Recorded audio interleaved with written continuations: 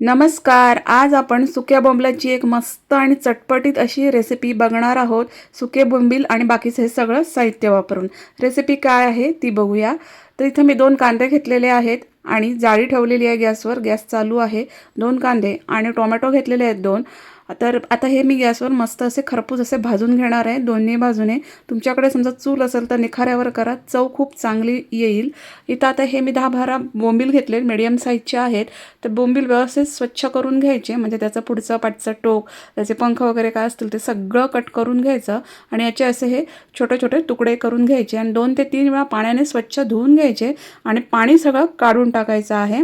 आता एका तव्यावर मी थोडं तेल घेतलं, अगदी अर्धा चमचा, आणि याच्यामध्ये ह्या काही मिरच्या घेतलेल्या आहेत. त्या 20 हिरव्या मिरच्या आहेत, कमी तिखट आहेत. 2-3 त्याच्यामध्ये मी लाल मिरच्या पण घातलेल्या आहेत. तुमच्या तिखटाप्रमाणे तुम्ही इथं मिरच्या घ्या. आता मिरच्या ज्या आहेत त्या मस्त अगदी डाग पडेपर्यंत छान अशा खरपूस अशा भाजून घ्यायच्या. नंतर याच्यामध्ये भरपूर असा लसूण घालायचा. एक अख्खा लसणाचा गड्डा मी इथं वापरलेला आहे. थोडे शेंगदाणे घातलेले आहेत आणि अगदी थोडंसं मीठ घातलेलं आहे, चव चांगली येते. आणि हे हलकं भाजून घ्यायचं, म्हणजे लसणीला थोडेसे डाग पडले की बस. आणि नंतर मग गॅसची फ्लेम बंद करायची आणि नंतर मग याच्यामध्ये मी पाव चमचा जिरं घातलेलं आहे. जिरं याच्यासोबत परतवून घेतलं आणि नंतर मग मी हे सगळं काढून घेतलेलं आहे. बोंबलाची खूप मस्त आणि चटपटीत अशी रेसिपी आहे, नक्की ट्राय करा. तुमच्या घरातल्या सगळ्यांना आवडेल. तर आता हे सगळं मी काढून घेतलं आणि त्याच तव्यामध्ये थोडंसं अजून तेल घेतलं आणि जे मगाशी आपण धुवून पाणी काढून ठेवलेले बोंबिलाचे तुकडे होते ते सगळे आता याच्यामध्ये ॲड करायचे आणि हे मस्त असे भाजून घ्यायचे. आता चांगला अगदी वास सुटेपर्यंत आणि ते थोडेसे कुरकुरीत होईपर्यंत आणि नंतर मग यांना काढून घ्यायचं आहे. मगाशी जे आपण कांदा टोमॅटो भाजत ठेवलेलं ते मस्त असे बघा भाजलेले आहेत. याची वरची साल आहे ती सगळी काढून घ्यायची आणि याचे मोठे असे मी तुकडे करून घेतलेले आहेत. आता मगाशी जे बोंबील भाजून ठेवले आणि मिरच्या वगैरे भाजून ठेवल्या तर ते सगळं खलबत्त्यामध्ये घ्यायचं आणि मस्त असं बघा ठेचून घ्यायचं. तुम्ही मिक्सरमध्ये पण करू शकता, पण खलबत्त्याची चव चांगली येते. मस्त अगदी असं थोडंसं जाडसर राहील इतकं छान असं ते सगळं ठेचून घ्यायचं. आता कांदा टोमॅटो यांची साल काढलेली आहे ती मी सगळं चॉपरमध्ये घेतलं. थोडीशी कोथिंबीर पण घातली आहे याच्यासोबत आणि मी चॉपरमध्ये हे फिरवून घेतलेलं आहे. जेव्हा मी मगाशी खलबत्त्यामध्ये बोंबील आणि मिरचीचा ठेचा ठेचला होता त्याच्यामध्ये पण मी थोडीशी कोथिंबीर घातलेली होती. आता मी हे चॉपरमध्ये केलेलं आहे. तुम्ही हे थोडंसं मिक्सरमध्ये पण ओबडधोबड असं फिरवून घेऊ शकता. पुन्हा तव्याकडे येऊया.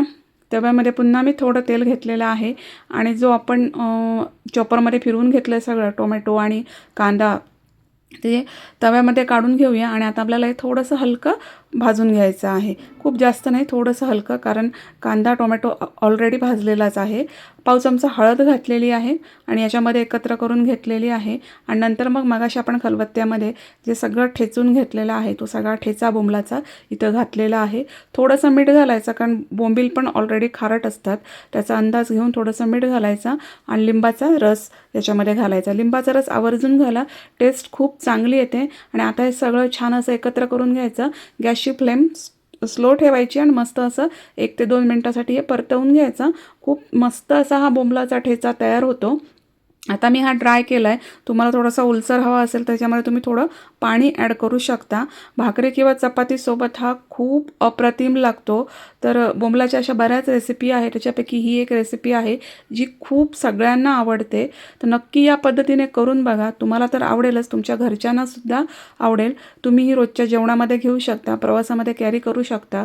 तर मस्त असा हा आपला झणझणीत चमचमीत असा बोंबलाचा ठेचा इथं तयार झालेला आहे. तर तुम्ही हा नक्की करा आणि कसा झाला ते मात्र कमेंट्समध्ये नक्की सांगा. जर हा माझा व्हिडिओ तुम्हाला आवडला असेल तर त्याला लाईक करा, शेअर करा. माझ्या चॅनलला नक्की सबस्क्राईब करा. भेटू नेक्स्ट व्हिडिओमध्ये. धन्यवाद.